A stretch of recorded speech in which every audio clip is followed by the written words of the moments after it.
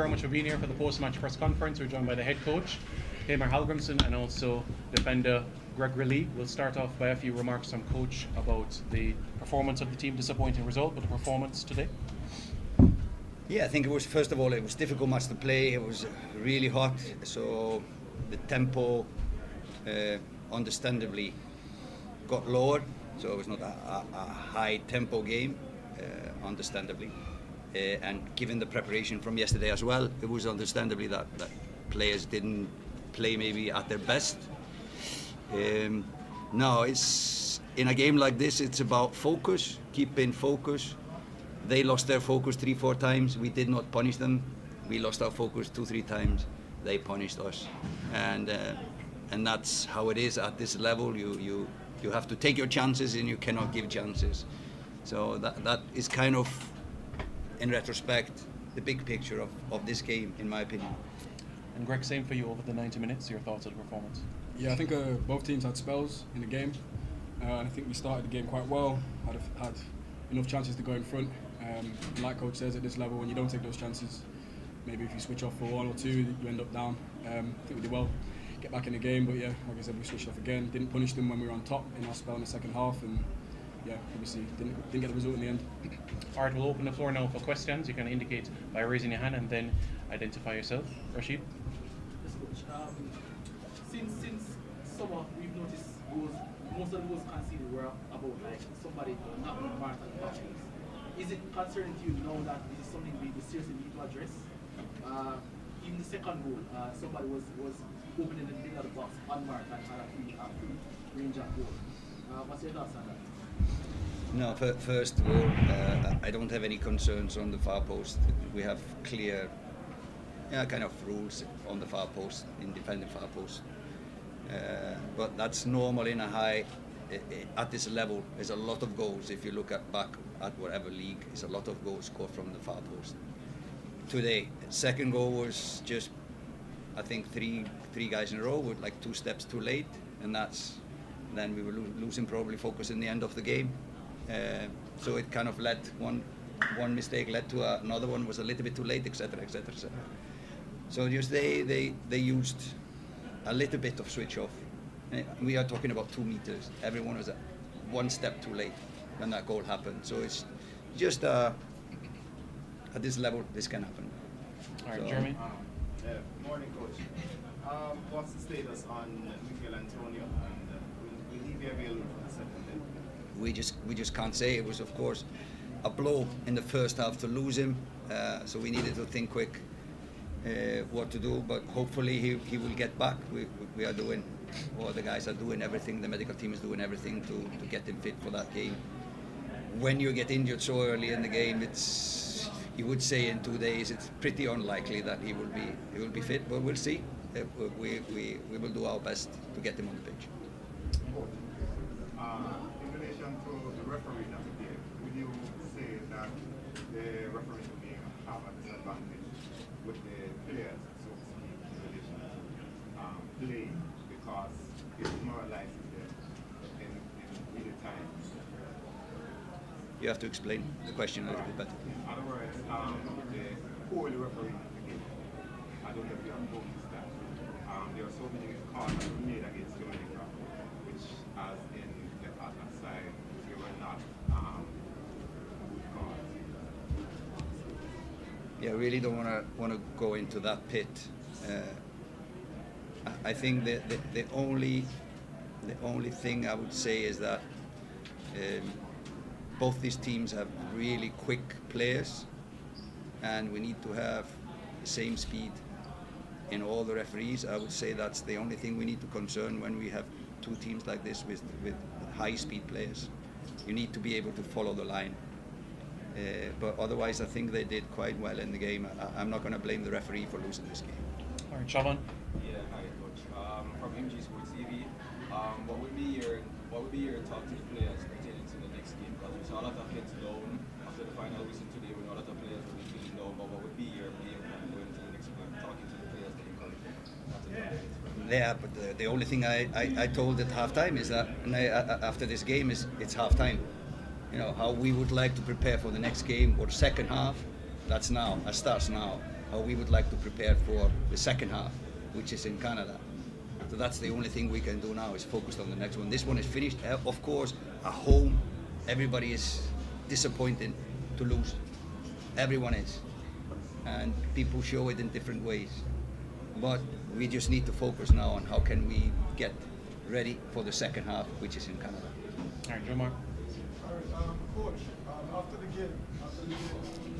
finals, and to Greg, both of you guys, after the final, we said it seemed that there was another upper end chance, another contention.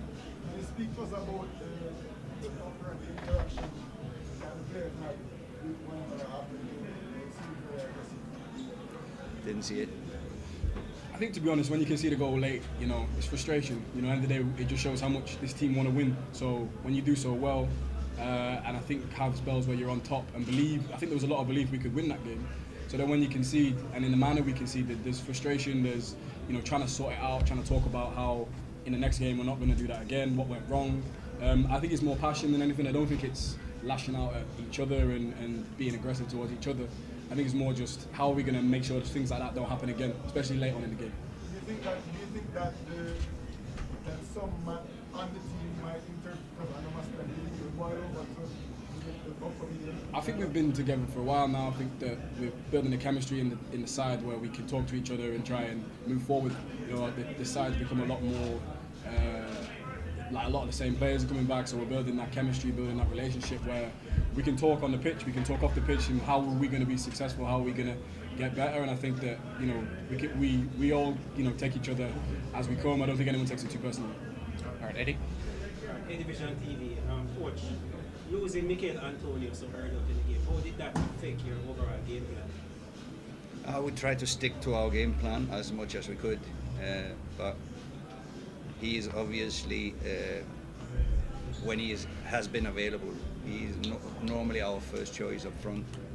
So kind of we tried to stick to our game plan. Didn't work completely, but we tried to stick to our game plan. Livingston. One for coach, one for her. Just want to know, as an Englishman, if the pain in the early months affected you. Well, the thing is, we train at this time a lot of the time, so we're quite used to it. Obviously, like Coach says, it affects the tempo.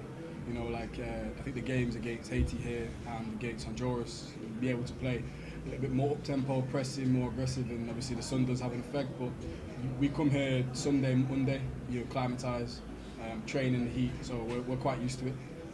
Probably more used to it than the Canadians, to be fair. For coach, Trevor change. I thought he and Shamar made a great year of tandem for the Canadian defense and a lot of pressure. In hindsight, I think it was a little bit of a mistake to pull him out of the game and ease the pressure off the Canadian defense. Yeah, I could take that. It's if a mistake to put him in or a mistake to take him out. We were trying to keep the same, like I said, the same tactical approach we wanted. We felt it wasn't working as well. So Leon is a really good spinning off into deep spaces, etc. And we felt there was a lot of spaces there. So that was kind of the thinking behind that change. So change a little bit tactically. We wanted to have maybe a more defensive 10 instead of 2 strikers. So yeah, it was a mix of mostly it was tactical when we changed him again. But Trevante has not been with us much and not with this squad much. So maybe unfair to throw him like this immediately in. But sometimes you win, sometimes you lose. Sometimes you hit the post and out, sometimes you hit the post and in. And that's just the world of a coach. But Leon wasn't having the best of second half. Got the chances, but not the best of second half. I think Yeah. he was being a little bit shy in the second half. In fairness to him, he had a bad injury last game for Aston Villa, so he has stitches in his legs and played through that pain. He's also sick, same as Damien Lowe was supposed to play, but he has a flu. So it was some changes we needed to do at last minute, but I think Leon did really well considering his condition, you know. So and he creates chances. That is what he does. He creates chances. Unlucky for us, he didn't convert it today, but he is the guy that's always is in around our chances. All right. to Greg. There was another one to Greg. Well, Coach, despite the end result, the pairing of Bernard and Pinnock, a lot of fans would have liked to see that. Going forward, is this a pairing that you would like to see in terms of your tactical setup or your assessment of the pairing? I think for Jamaica, Dijon Bernard is the future. So both Nana and Pinnock are close to 30 or around 30 years old. So the future is for sure Dish, and we can hopefully slowly integrate him into playing with both these centre backs. So we have at least always an option. But I like him. He needs, of course, to play more games at this level. But I like him. He's the future. All right, we can take two more. Go ahead. All right. Greetings all. Coach Barberton, Lion LFC, and then Sports Ski. Greetings again, Coach. Here's a suggestion and a question.